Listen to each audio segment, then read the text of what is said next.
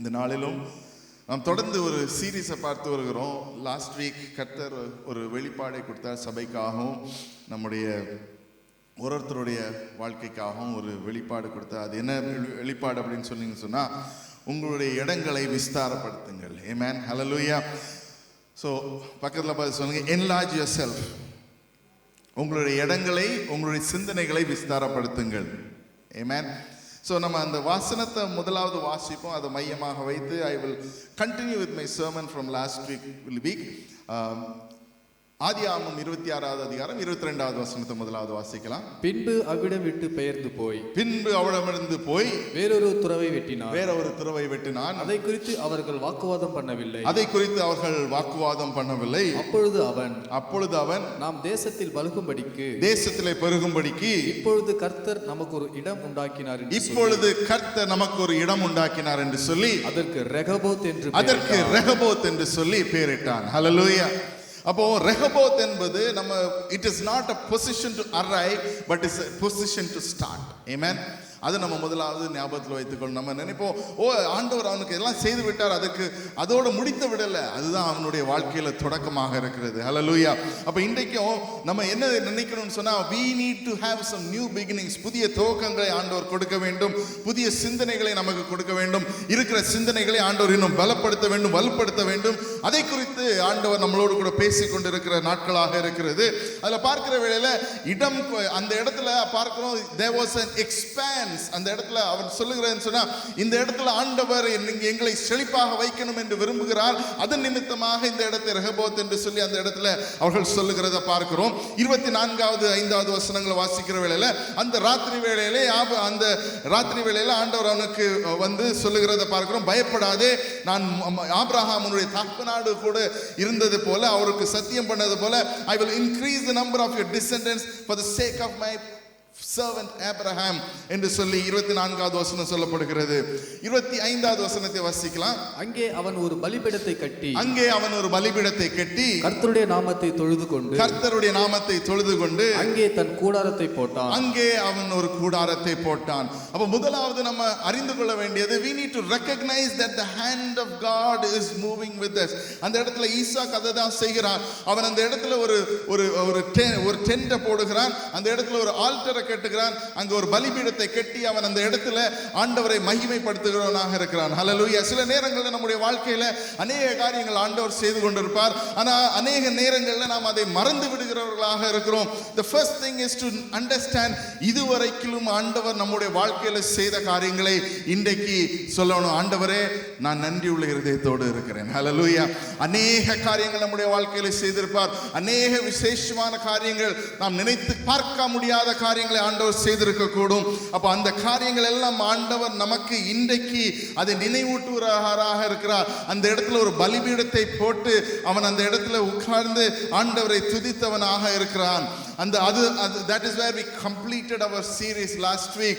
அதுல 4 காரியங்களை நான் அந்த இடத்துல அவர்களோடு லாஸ்ட் சண்டே சர்மனோட நான் பகிர்ந்து கொண்டேன்.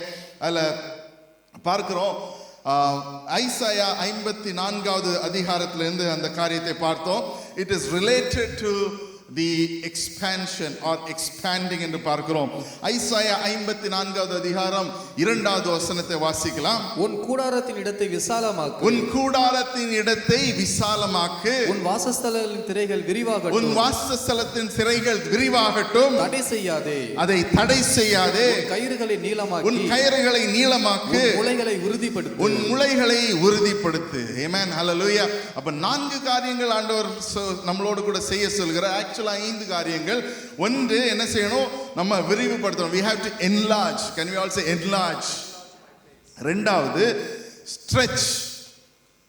எல்லாம் சொல்ல, let us all stretch. Exercise சொல்லல, stretch செய்யணும். We have to stretch ourselves. அப்போ I will come to one example and then we go into today's word. மூன்றாவது, lengthen பண்ணணும், இன்னும் கொஞ்சம் நீளமாக்கணும். நான்காவது, பலப்படுத்தணும். Amen. Stretch, enlarge, stretch, lengthen, strengthen. ஆமென். அதுக்கு இடையில ஆண்டவர் ஒரு விஷயத்தை சொல்றாரு. என்ன சொல்றாருன்னா, தடை செய்யாதே. ஆமென். அப்போ last week I shirt this, I am repeating this. சில நேரங்களில் நம்ம யோசிப்போம், என்னுடைய வாழ்க்கையில் ஆண்டவர் எனக்கு வைத்திருக்கிறத நான் எப்படி தடை செய்ய முடியும்? That is our logical thinking, இல்லையா? ஆனால் ஸ்பிரிச்சுவல் சென்ஸில் சில நேரங்களில் நம்ம ஆண்டவருடைய சித்தத்தின்படி நடக்க முடியாதபடி சத்ருவானவன் நம்மளை குறுகி போக பண்ண வைப்பான். ஆமென். We have to agree, accept and move on. அப்போ சில நேரத்தில் குறுகி போக வைப்பான்னு சொன்னா, ஐயோ என்னால ஆண்டவருக்கு இதை செய்ய முடியலையே, ஏன்னா நான் என் வாழ்க்கையே இப்படி இருக்கு. ஐயோ நான் இதை செய்யணும்னு நினைக்கிறேனே, என்னால செய்ய முடியலையே, எனக்கு இதுக்கு பலன் இல்லையே. We need the spiritual power and strength. Amen. Hallelujah. ஆண்டவருக்கு எந்த காரியம் செய்யணும்னாலும் அதற்கு ஆன்மீக ஆவிக்குரிய காரியத்தில் the spiritual muscles must be strengthened. Amen. நம்ம வாழ்க்கையை உலக ரீதியா செய்வோம்னு சொன்னா ஆவிக்குரிய காரியத்தில் எதையுமே செய்ய முடியாது. Hallelujah. பட் ஆவிக்குரிய காரியங்கள் செய்கிற வேளையில உலக பிரகாரமான காரியங்கள் அநேக விஷயங்கள் ஆண்டவர் தெளிவாக நம்மளை நடத்துவதை நம்மளால் காண்பிக்க முடியும். ஆமென். ஹல்லேலூயா. There is no connection between physical there is no transformation from physical to spiritual, but spiritual in the physical transformation நிச்சயமாக இருக்கிறது. ஆமென். அதுதான் ஈசாக்குடைய வாழ்க்கையில நம்ம பார்க்கிறோம். ஆண்டவர் சொல்லுகிறார், நீ எகிப்துக்கு போகாத கெரார்ல நில்லு, நான் உன்னை ஆசீர்வதிக்கிறேன். ஆமென். அப்ப அந்த இடத்துல ஈசாக்கு கீழ்ப்படுகிறத பார்க்கிறோம். So the tent has to be expanded. அப்ப நம்முடைய வாழ்க்கையில இன்றைக்கு செய்கிற 4 காரியங்கள், ஒன்று என்லார்ஜ் பண்ணணும். எந்தெந்த காரியங்கள்ல நம்ம செய்து கொண்டிருக்கிறோமோ அதை இன்னும் என்லார்ஜ் பண்ணுவதற்கு ஆண்டவர்கிட்ட கேட்கணும். ரெண்டாவது, we need to stretch ourselves. எந்தெந்த காரியங்களை நம்ம செய்து கொண்டிருக்கிறோமோ அதை இன்னும் கொஞ்சம் அதிகமாக செய்வதற்கு நாம் பிரயாசப்படணும். மூன்றாவது, எக்ஸ்டெண்ட் பண்ணணும், அகாமடேட் நியூ டெவலப்மெண்ட்ஸ். புதிய ஒரு காரியத்தை ஆண்டவர் கொண்டு வருவதற்கு நாம் வழிவகுக்க வேண்டும். நான்காவது, பலப்படுத்த வேண்டும். இந்த 4 காரியத்தையும் நம்ம பார்த்தோம். Now let us continue. இதுல இன்னும் ஆழமாக ஆண்டவர் இன்றைக்கு எதை குறித்து பார்க்க விரும்புகிறோம் என்று அழைக்கிறார் என்று சொன்னா, it is about the strengthening of our relationship with God. Amen. Hallelujah. அப்போ எரேமியா தீர்க்கதரிசி 1வது அதிகாரத்தில் 5வது வசனத்தை முதலாவதாக வாசிக்கலாம். Jeremiah chapter 1 verse 5 says, the knowledge of God. Amen.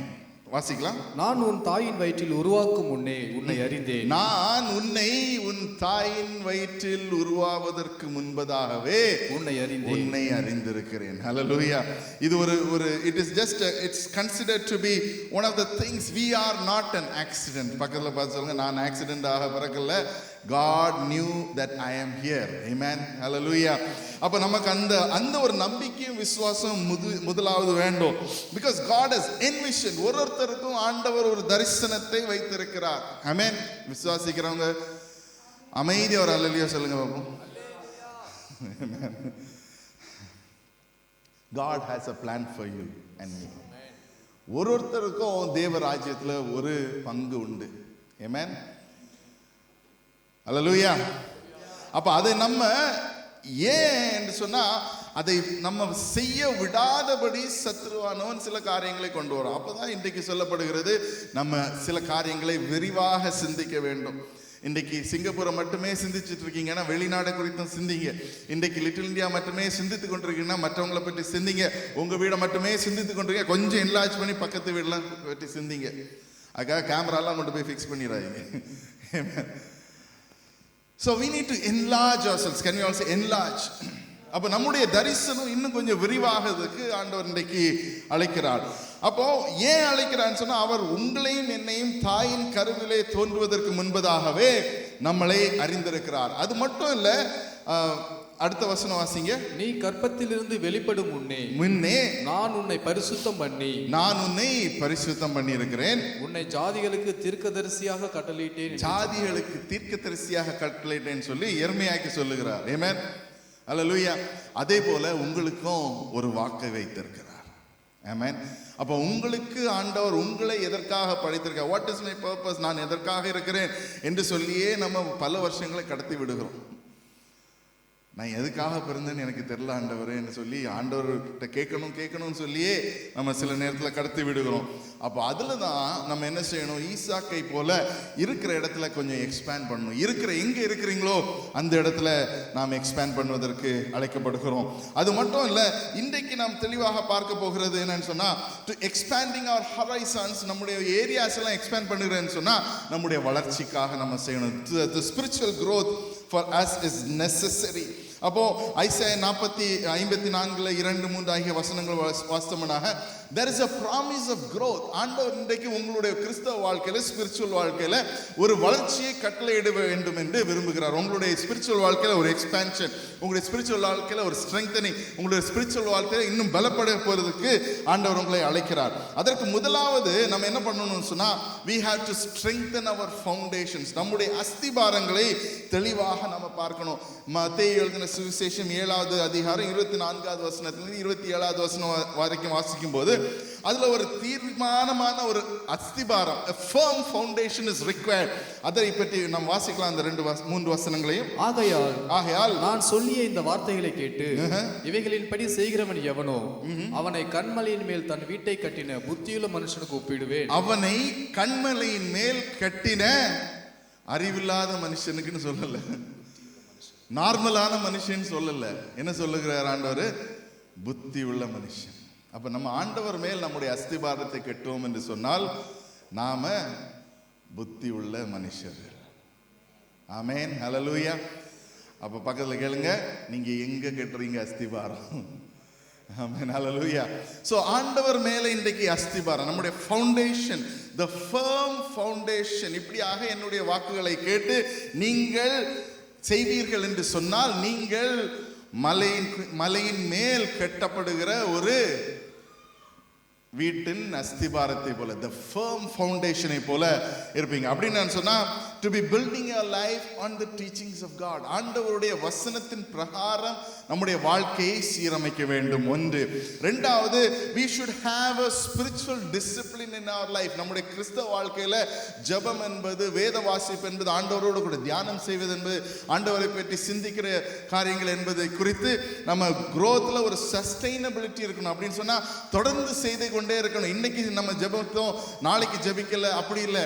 தொடர்ந்து ஜெபித்து கொண்டே இருக்கிற வேளையில அதுல ஒரு மாற்றத்தை நம்மால எதிர்பார்க்க முடியும். These are the basic foundations that we need to have.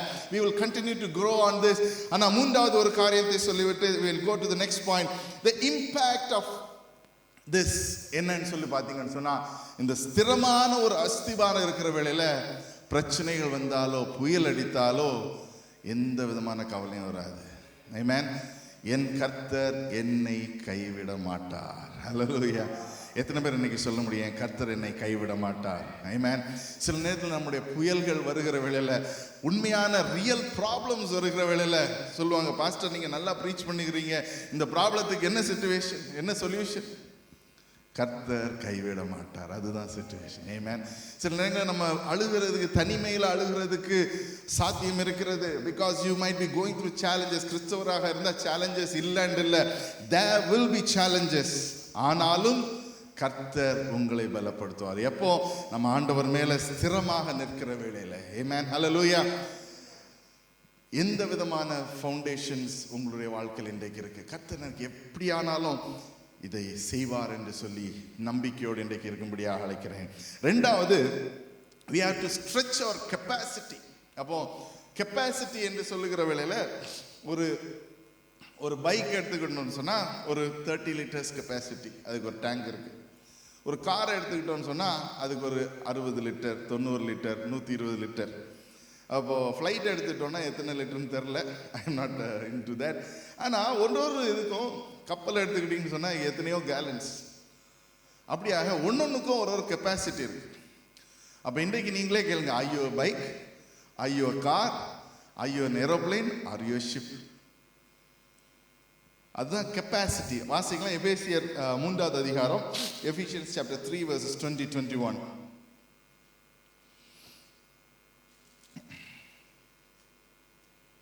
நாம் வேண்டிக் கொள்வதற்கும்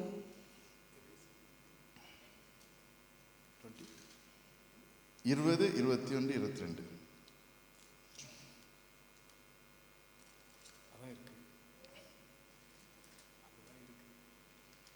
எபேசியர் 3:20-21. நாம் வேண்டிக் கொள்வதற்கும் நினைக்கிறதற்கும் மிகவும் அதிகமாய் நமக்குள்ளே கிரியை செய்கிற வல்லமையின்படியே நமக்கு செய்ய வல்லவராகி நாம் வேண்டிக் கொள்வதற்கும் beyond the exceedingly abundant above all the things that we ask. நாம் வேண்டிக் கொள்வதற்கும் நினைக்கிறதற்கும் மிகவும் அதிகமாய் நமக்குள்ளே கிரியை செய்கிற வல்லமையின்படியே நமக்கு செய்ய வல்லவராகிய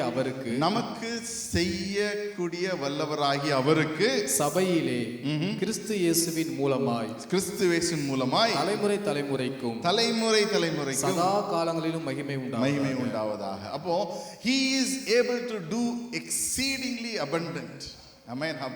அப்போ சொல்லுகிற வேளையில என்னன்னு சொன்னா நம்முடைய கெப்பாசிட்டி எவ்விதமாக இருக்கிறதுன்னு சொன்னா, ஆண்டவர் எனக்கு இவ்வளவுதான் செய்வாரு, ஆண்டவர் எனக்கு இது மட்டும் தான் செய்வாரு, அப்படி இல்லை.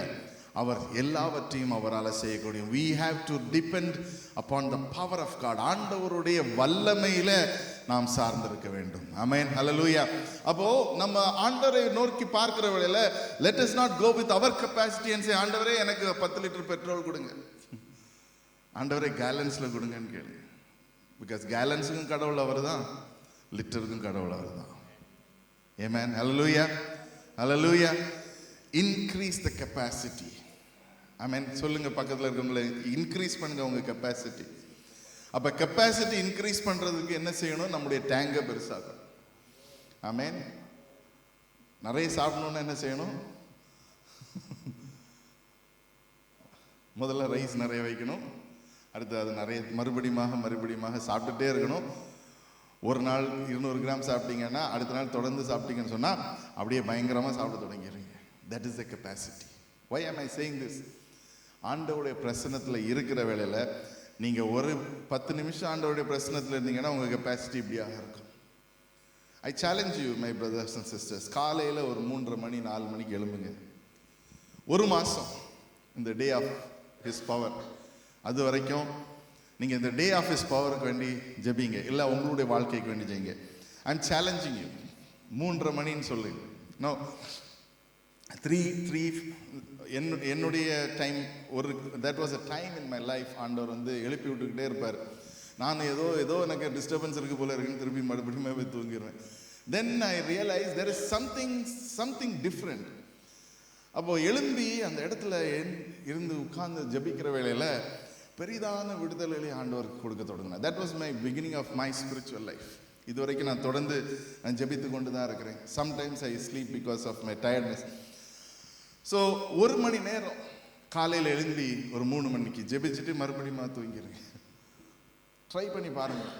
ஐ எம் டெல்லிங் யூ, உங்களுடைய ஸ்பிரிச்சுவல் என்ன பெரிமீட்டரா பேராமீட்டரா ஏதோ ஒரு மீட்டர் 80ல இருக்குன்னா 160ல போவீங்க நீங்க. Hallelujah. Hallelujah. That is the capacity that God can do. அப்போ அவருடைய வல்லமை எப்போ வரும்னா ஆண்டவருடைய பிரசன்னத்தில் நம்ம உட்கார வழியில் அவருடைய வல்லமை நமக்குள்ளாக எப்போ செயல்பட தொடங்கும் அப்படின்னு சொன்னா, ஆண்டவருடைய பிரசன்னத்தில் நம்ம இருந்த ஆண்டவரே நீர் என்ன செய்ய விரும்புகிறீர்? ஆண்டவர் என்ன சொன்ன? தாயின் கருவிலே நீ நான் உன்னை தேர்ந்தெடுத்திருக்கிறேன், அறிந்திருக்கிறேன், எல்லாமே சொல்லியிருக்கேன். ஆனால் நம்ம என்ன செய்கிறோம்? ஆண்டவரே நான் எனக்கு என் பேர் என்னன்னு தெரியும், ஆண்டவரே நீங்க எனக்கு 10 லிட்டர் கொடுக்குறீங்களா? No. God says I can give you gallons, my brothers and sisters. Amen. Hallelujah. Don't look into monetary benefits alone. Monetary benefits அல்ல அது, that is only part of it. அதை காட்டிலும் பெரியதான விஷயங்கள் ஆண்டவரால் செய்ய முடியும் உங்களுடைய வாழ்க்கையில். Hallelujah. Hallelujah. அப்போ allow God to stretch your abilities. Allow God to stretch your capabilities. Allow God to stretch your limits. Amen. 3 விஷயம். ஒன்று, stretch your abilities. Can you also stretch my abilities? ரெண்டாவது, stretch my capabilities. Stretch my limits. அப்போ முதலாவது என்னுடைய ability என்ன? நான் இன்றைக்கு என்னால் 5 வசனம் தான் வாசிக்க முடியுதுன்னா என்னுடைய எபிலிட்டி இவ்வளோதான் இருக்குது. இல்லைன்னு சொன்னா என்னால் ஒரு பாட்டு தான் பாட முடியும் இன்றைக்குன்னு சொன்னா, this is my ability. I want to stretch my ability. Can you also stretch my ability? அப்போ அந்த எபிலிட்டி எனக்கு இன்னும் பலப்படுத்துதுங்க ஆண்டவரே என்று கேளுங்க. Amen. Hallelujah. So you can think about it. நான் பாடுறதுனால நான் பாட்டுக்கு ஒரு எக்ஸாம்பிள் எடுக்கிறேன். It can be anything.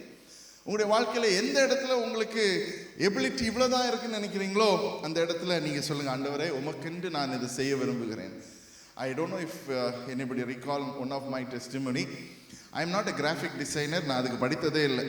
But before coming to Singapore I had little money. அப்போது ஃபோட்டோஷாப் படிக்கணும் ரொம்ப அந்த காலம்.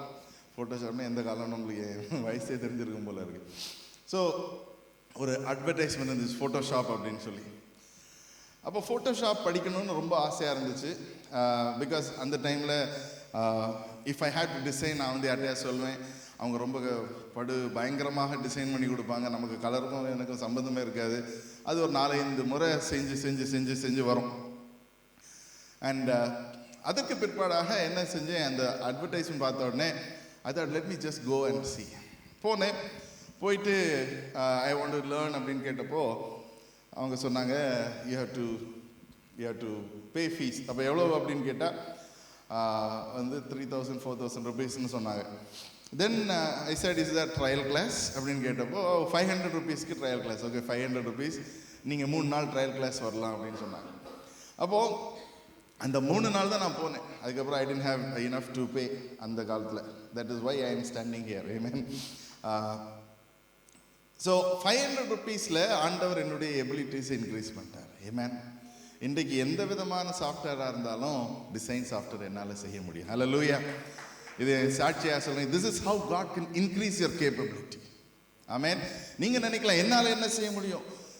ஒரு சின்ன ஒரு காரியத்தில் நீங்கள் ஒரு ஸ்டெப் எடுத்து வைக்கும்போது ஆண்டவர் அதில் பெரிதான வாசல்களை திறப்பார். ஆமென். ஹல்லேலூயா. அப்போது அந்த 3 நாளில் நான் படித்தது தாராளமான எனக்கு போதுமாக இருந்தது. That is good enough for me to start doing. Amen. So எதுதான் என்னால் படிக்க முடியாதுன்னு எதுவுமே நினைக்காதீங்க. Even at this age, any age, you can still learn.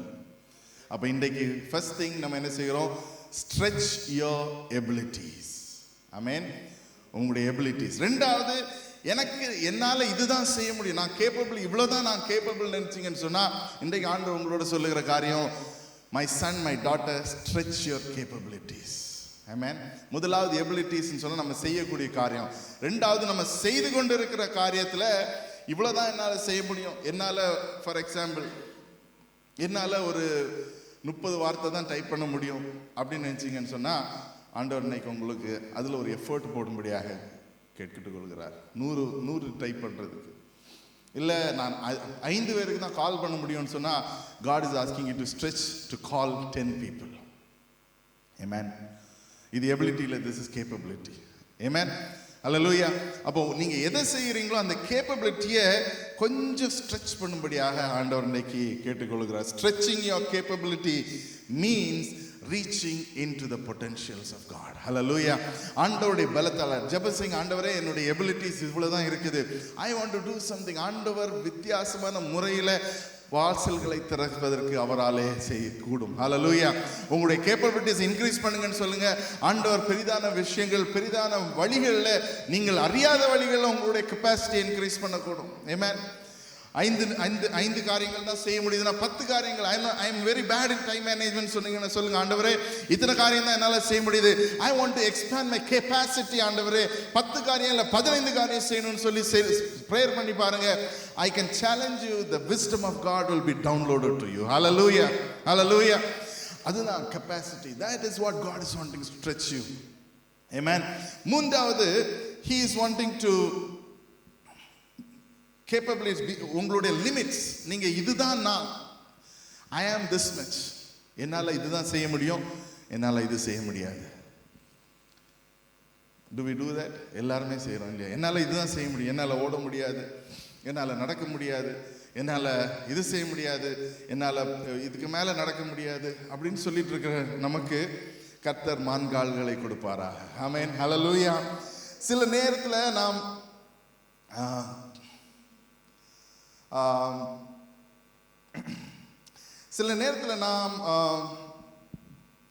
விஷயங்களை பார்க்கிற வேளையில், சில நேரத்தில் நாம் சிந்தித்து கேட்கிற வேளையில் நம்முடைய வாழ்க்கையில் நம்ம லிமிட்ஸ் வைக்கிறோம். இதுதான் என்னால் செய்ய முடியும், இது மட்டும்தான் எனக்கு செய்ய முடியும், இது மட்டும்தான் எனக்கு செய்ய முடியும் என்று நினைக்கிற அந்த லிமிட்டுக்கு நம்ம ஒரு பிரேக் போட்டுட்டு அதை லிமிட்லெஸ் ஆக்க முடியும் கர்த்தரின் கிருபையால. ஹல்லேலூயா, ஹல்லேலூயா. ஸோ இதை ஞாபகத்தில் வைத்துக் கொள்ளுங்க. So first is to build a foundation, strengthen the foundation. நம்முடைய அஸ்திபாரங்களை பலப்படுத்துவோம். ரெண்டாவது, நம்முடைய அந்த கெப்பாசிட்டி, நம்முடைய கெப்பாசிட்டியை இன்னும் அதிகரிப்போம். மூன்றாவது, நம்முடைய the relationships, நமக்கு ஒருத்தருக்கு உள்ளாக இருக்கிற ஐக்கியங்களை இன்னும் பலப்படுத்தணும். Let us read Ecclesiastes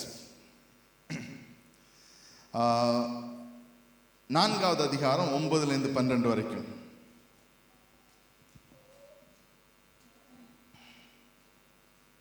ஒண்டியாயிருப்பதிலும் இருவர் கூடியிருப்பது நலம். இவர்களுடைய பிரயாசத்தினால் அவர்களுக்கு நல்ல பலன் உண்டாகும். ஒருவன் விழுந்தால் அவன் உடனாளி அவனை தூக்கி விடுகிறான். ஒண்டியா இருந்து விழுகிறவனுக்கு ஐயோ, அவனை தூக்கிவிட துணை இல்லையே, அவனை தூக்கிவிட துணை இல்லையோ. ஸோ சில நேரங்களில் நாம் சிந்திக்கணும், நம்ம தனிமையில் சில விஷயங்களை செய்து கொண்டு இருக்கிறோம். அப்போ தனிமையில் செய்யாமல் இன்னும் ஒருத்தரோட கூட பலத்தோடு கூட நம்ம நடப்பதற்கு ஆண்டவர் இன்றைக்கு நம்மளை அழைக்கிறார். ஆமென், ஹல்லேலூயா. அப்போ சில நேரங்கள் நம்ம தனிமையில் சில காரியங்களை நான் தனியாகவே செய்திருவேன்னு சொல்லுகிற காரியத்தை இன்னொருத்தங்களோடு கூட பேசி நீங்கள் செய்வதற்கு நீங்கள் கிருபை ஆண்டவர் உங்களுக்கு கொடுப்பாராக. தனிமையில் எந்த காரியத்தை நம்மளால் சாதிக்க முடியாது. ஆமென். we need somebody to strengthen us. ஒரு டிரான்சிஷன் டைமில் நம்ம பலப்படுக வேண்டும். ஒரு growthக்குள்ளாக போகிற வேளையில் நமக்கு ஒரு ப்ரிப்பரேஷன் டைம் தேவை. அந்த ப்ரிப்பரேஷன் செய்கிற வேளையில் நமக்கு சில ஐடியாஸ் தேவை. அந்த ஐடியாஸை சிலர் கொண்டு ஆண்டவர் நமக்கு தரும்படியாக நாம் கேட்டுக்கொள்வோம். அடுத்தபடியாக பார்க்கிற வேளையில் we need a network of people who can say this is according to the Bible. இது தேவ வசனத்தின் படியாக இருக்கிறது, இது தேவ வசனத்தின் பிரகாரமாக இருக்கிறது, இது ஆண்டவராலே கொண்டு வருகிற காரியம் என்று சொல்லி நமக்கு பார்த்த உடனே நமக்கு தெரியும். சில விஷயங்கள்ல நாம் அறிந்திருக்கிறோம், சில விஷயங்களை நம்ம தெரிந்திருக்கிறோம், இது என்னால செய்ய முடியாது, I need support. அந்த இடத்துல நம்ம we have to humble ourselves and say, my brother, my sister, this is where my challenge is. அப்படியாக ஒரு ரிலேஷன்ஷிப் நமக்குள்ளாக வரணும்.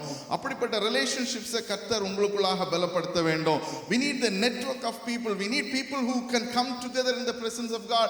ஆண்டவருடைய பிரசன்னத்தில் வந்து ஒன்றாக நின்று ஜெபிப்பதற்கு கர்த்தர் ஒருவரையும் பலப்படுத்த வேண்டும்.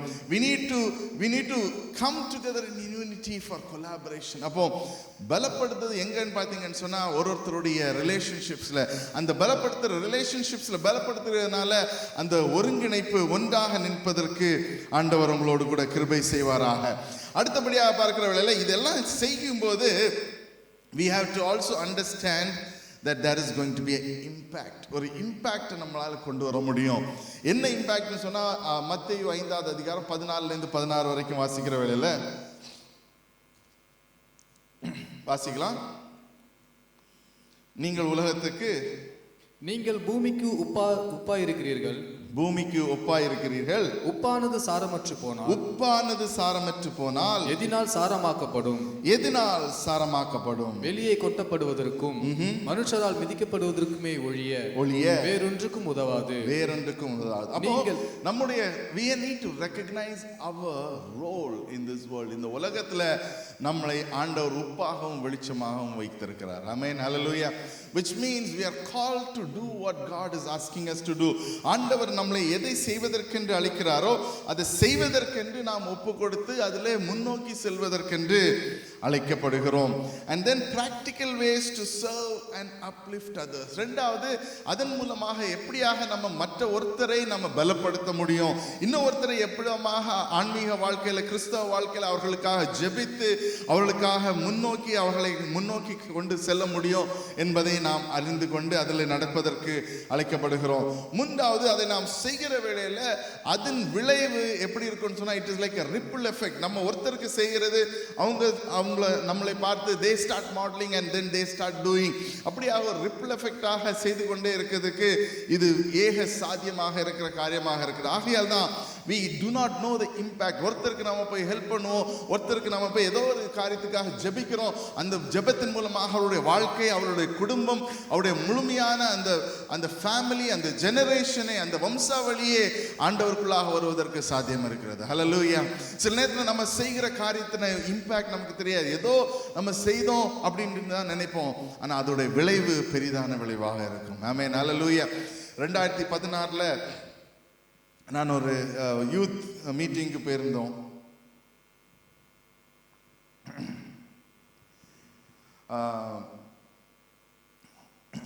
ரெண்டாவது 2016 ஒரு யூத் மீட்டிங் போயிருந்த வேளையில்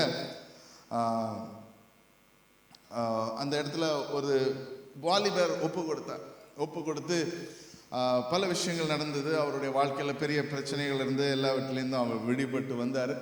ஒப்பு கொடுத்து சில நாட்களுக்கு பிற்பாடாக அவர் வேற ஒரு தேசத்துக்கு போயிட்டார். தேசத்துக்கு போய் அவர் வந்து சர்வ் பண்ண தொடங்கினார். அதுக்கு பிற்பாடு 2023 எனக்கு ஒரு கால் வருது, அண்ணா this is so and so அப்படின்னு சொல்லி. பார்த்தீங்கன்னு சொன்னால் அவர் ஜாம்பியா தேசத்தில் ஊழியம் செய்து கொண்டு இருக்கிறார். ஆமென். ஒரு சின்ன ஒரு spark 2016. That is what we see in many people's life. இன்றைக்கு நாம் செய்கிற ஒரு சின்ன ஒரு காரியமாக இருக்கலாம். நம்ம நினைப்போம் this is pointless, நான் எதுக்கு இதில் எஃபர்ட் போடணும், this is something that God can do through me என்று நம்ம நினைத்து ஒரு விதையாக இருப்போம், ஒரு வெளிச்சமாக இருப்போம்னு சொன்னால் கர்த்தர் பெரியதான காரியங்களை நம்முடைய வாழ்க்கையின் மூலமாக மற்றவருடைய வாழ்க்கையில் செய்யக்கூடும். ஹல்லேலூயா, ஹல்லேலூயா, ஹல்லேலூயா. அதற்கு நம்ம என்ன செய்யணும்னு சொன்னால் நாம் மாறுவதற்கு ஒப்பு கொடுக்கணும். ஆமென். நம்ம அப்படியே இருந்து விடாதபடி யோசுவாவுடைய புத்தகத்தில் 1வது அதிகாரத்தில் 7-9 வாசிக்கும் போது ஆண்டவர் ஒரு டிரான்சிஷன் டைமை கொடுத்தார். மோசேயுடைய காலம் முடிந்து விட்டது, இனி யோசுவா உன்னுடைய காலம், இது யோசுவாவின் காலம் அல்லவோ என்று ஒரு பாட்டு கூட உண்டு. அதுதான் உங்களுடைய வாழ்க்கையில் என்னுடைய வாழ்க்கையில். when there is a transition, when there is a change, God will lead you in through the transition. ஹல்லேலூயா. வாசிக்கலாம் 1வது அதிகாரம் 7-9. என் தாசனாகிய மோசே உனக்கு கற்பித்த நியாயப்பிரமாணத்தின் படியெல்லாம் செய்ய கவனமாயிருக்க மாத்திரம் நீ மிகவும் பலங்கொண்டு திடமனதாயிரு. நீ போகும் இடமெல்லாம் புத்திமானாய் நடந்து கொள்ளும்படிக்கு அதை விட்டு வலது இடது புறம் விலகாதிருப்பாயாக. இந்த நியாயப்பிரமாண புஸ்தகம் உன் வாயை விட்டு பிரியாதிருப்பதாக. இதில் எழுதியிருக்கிறவைகளின் படியெல்லாம் நீ செய்ய கவனமாயிருக்கும்படி இரவும் பகலும் அதை தியானித்துக் கொண்டிருப்பாயாக. அப்பொழுது நீ உன் வழியை வாய்க்க பண்ணுவாய், அப்பொழுது புத்திமானாயும் நடந்து கொள்ளுவாய். ஆமென். நான் உனக்கு கட்டளையிடவில்லையா? So வலதுபுறமும் இடதுபுறமும் சாயாதபடிக்கு. That is the key for us. அப்போ ஆண்டவருடைய வாழ்க்கை, ஆண்டவர் நமக்கு சொல்லுகிற காரியத்தில் நாம் வலதுபுறமும் இடதுபுறமும் சாயாதபடிக்கு நாம் சில காரியங்களை செய்ய வேண்டும். So we have to focus straight, we have to look straight and move on in the direction that God is giving us. Hallelujah. சில நேரத்தில் இந்த சைட்லேருந்து இப்படி நிறைய வரும். பச்சை பக்கத்தில் பார்த்தீங்கன்னு சொன்னால் ட்ரெயின் வந்து ரொம்ப ஸ்பீடாக போகும்போது என்ன பார்த்தீங்கன்னு சொன்னால் 2 சைடும் நல்ல பச்சை பச்சையல்னு இருக்கும். ஸ்லோ ஆகும்போது தான் தெரியும் அதெல்லாம் ரொம்ப டிஸ்டன்ஸாக இருக்கும். எத்தனை பேர் பார்க்குறீங்க? ஸோ சில நேரத்தில் நம்ம ஒரு டைரக்ஷனில் போயிட்டு இருக்கும்போது நம்ம ஸ்பீடாக போயிட்டு இருப்போம், கிறிஸ்துவ வாழ்க்கையில் நம்ம மூவ் பண்ணிட்டு இருப்போம். அப்போ சைடில் பார்க்கும்போது, லெஃப்டில் பார்க்கும்போது, ரைட்டில் பார்க்கும்போது நல்லா இருக்குதுன்னு சொல்லி let us not take a break. Amen. Break இல்லாமல் போய் கொண்டு இருக்கணும். For that we need the help of God, we need the strength of God, we need the courage of God. ஆண்டவருடைய பலன் ஸ்ட்ரெங்க் வேணும், ஆண்டவருடைய ஃபோக்கஸ் வேணும். ஆண்டவருடைய எல்லா விதமான காரியத்திலையும் அன்சர்டனாக இருக்கும். சில நேரத்தில் நம்முடைய வாழ்க்கையில் சில நேரங்களில் விஷயங்கள் எல்லா விதமான காரியத்திலையும் ஒரு விஷயத்தை நாம் அறிந்து கொள்ளணும். ஆண்டவர் நம்மளை தேர்ந்தெடுத்தது அவருடைய வழியிலே நடப்பதற்கு. ஆமென். ஹல்லேலூயா. அப்போ அந்த வழியில் நடக்கிற வேளையில் எல்லா விதமான காரியத்திலையும் ஆண்டவர் நமக்கு கிருபை செய்வார். We need to maintain the faith. We need to maintain the direction. We need to maintain this in the times of uncertainty. எந்த வித நேரத்தில் டவுட்ஸ் இருக்குதோ, எந்த விதமான காரியத்தில் ஆண்டவர் நமக்கு பிரியமில்லாமல் காரியத்தை நம்ம செய்வதற்கு ஆண்டவர் ஒரு நாளும் அதிமதிப்பதில்லை. நம்ம பிரியப்பட்டு செய்கிற வேளையில் ஆண்டவர் அதில் சந்தோஷப்படுகிறார். ஹல்லேலூயா. அதுதான் ஈசாக்குடைய வாழ்க்கையில் பார்க்குறோம். அவன் அந்த இடத்துல ஒரு ஆல்டரை கட்டுகிறத பார்க்குறோம். அவன் அந்த ஆல்டரை கட்டுகிற வேளையில் அவன் அந்த இடத்துல ஆல்டர் கட்டி ஆண்டவரை மகிமைப்படுத்துகிறான். ஹல்லேலூயா. ஆண்டவர் அதான் நம்ம இருதயத்தை பார்க்கிறார் இன்றைக்கு. He wants to expand, he wants to build a stronger relationship. He wants to embrace things in our life. எல்லா விதமான காரியத்திலையும் ஆண்டவர் நம்முடைய வாழ்க்கையில பெரிதான காரியங்களை செய்கிற வேளையில ஆண்டவருக்கென்று நம்ம கொஞ்சம் ஸ்ட்ரெச் பண்ணுவோம்னு சொன்னா ஆண்டவர் உங்களுடைய வாழ்க்கையில பெரிதான மாறுதல்களை கொண்டு வருவார். கொஞ்சம் ஸ்ட்ரெச் பண்ணுவோம்னு சொன்னா ஆண்டவர் உங்களுடைய வாழ்க்கையில என்னுடைய வாழ்க்கையிலையும் பெரிதான ஒரு ஒரு ஒரு ஒரு என்லார்ஜ்மெண்ட்டை கொண்டு வருவார். கொஞ்சம் ஸ்ட்ரெச் பண்ணுவோம்னு சொன்னா ஆண்டவர் உங்களுடைய வாழ்க்கையில நீங்க நினைக்காத காரியங்களை செய்வதற்கு அவராலே கூடும். ஹல்லேலூயா, ஹல்லேலூயா. அப்போ நாம என்ன செய்யணும் அப்படின்னு சொல்லி பார்த்தீங்கன்னு சொன்னா, we have to walk the way that God is showing. அதற்கு நம்ம என்ன செய்யணும்? ஆண்டவருடைய பிரசன்னத்தில் இருக்கணும். ஹல்லேலூயா. கடைசியாக I just want to say this. Everybody has a purpose. எர்மையாவுடைய வாழ்க்கையில பார்க்கிறோம், 1வது அதிகாரத்தில் வாசிச்சோம். அவர் ஒரு பர்பஸோட எரேமியா தீர்க்கதரிசியை அப்பாயிண்ட் பண்ணார். நம்மளையும் ஒரு பர்பஸோடு இந்த உலகத்துக்குள்ள கொண்டு வந்திருக்காரு.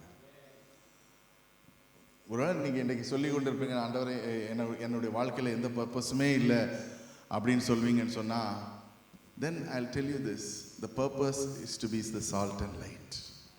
Amen. நம்ம ஒரு உப்பாகவும் நம்ம ஒரு வெளிச்சமாக இருப்பதற்கு. நீங்க நினைக்கலாம், என்னுடைய வாழ்க்கையில் எனக்கு எந்த ஒரு ஃபோக்கஸும் இல்லை ஆண்டவரே. But you tell them, Lord, I want to be the light. ஒருத்தருடைய வாழ்க்கையில் இருளாக இருக்கிறவருடைய வாழ்க்கையில் நான் வெளிச்சமாக இருக்க வேண்டும். ஆமென். உப்பு சப்பு இல்லாமல் இருக்கிறவருடைய வாழ்க்கையில் நான் அவங்களுக்கு நல்ல ஒரு மசாலாவாக இருக்கணும். ஆமென். So that ஸ்பைஸியாக ஒன்று சாப்பிட்டா என்ன நடக்கும்? தண்ணியை தான் தேடும். ஆமென். அது ஜீவ தண்ணீராக இருக்கட்டும். ஆமென். ஹல்லேலூயா. சில நேரங்களில் நம்ம நினைக்கிறோம், ஆண்டவரே நான் என்ன செய்வது? சில நேரங்களில் நம்ம நினைக்கிறோம், ஆண்டவரே நான் இதை எப்படி செய்வது? ஸோ எல்லா விதமான காரியத்திலையும் ஆண்டவர் உங்களை என்னையும் வழி நடத்துவாராக. Amen. So let us stretch a bit today in our life. நம்முடைய ப்ரேயர் லைஃப்பில், நம்முடைய ஜெப வாழ்க்கையில், மற்றவங்களோட ஃபெலோஷிப் பண்ணுகிறதுல, மற்றவங்களுக்காக உதவுறதுல கொஞ்சம் ஸ்ட்ரெச் பண்ணி பாருங்க. உங்களுடைய வாழ்க்கையில் அது ஒரு பெரிதான விளைவை கொண்டு வருவதற்கு ஆண்டவரால் கூடும். ஆமென். ஹல்லேலூயா. ஈசாக்குடைய வாழ்க்கையில் அவன் கொஞ்சம் ஸ்ட்ரெச் பண்ணா ஆண்டவர் பெரிதான விளைவுகளை கொண்டு வந்தார். சத்ருவானம் வந்து தொல்லை பண்ணா விடல்ல, தொடர்ந்து ஆண்டவரோடு கூட நடந்து கொண்டு இருந்தான். ஆண்டவருடைய வாழ்க்கையில் ஒரு விளைவை கொண்டு வந்தார். ஹல்லேலூயா.